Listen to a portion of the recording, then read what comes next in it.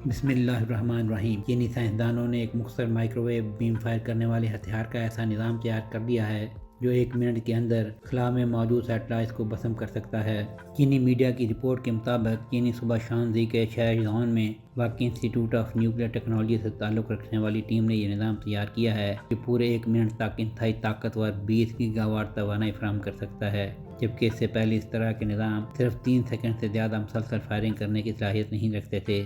اس نظام کو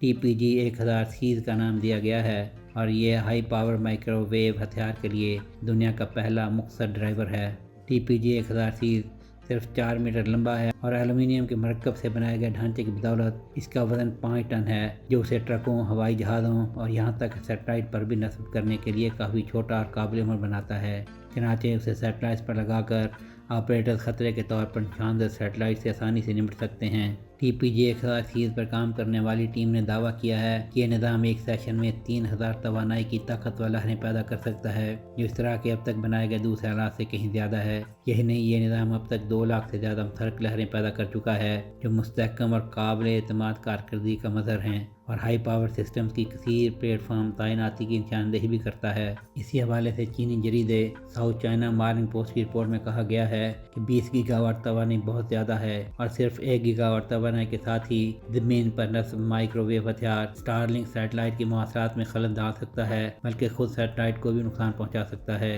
TPG 1000 series بنانے والے سائنسدانوں نے وضاحت کی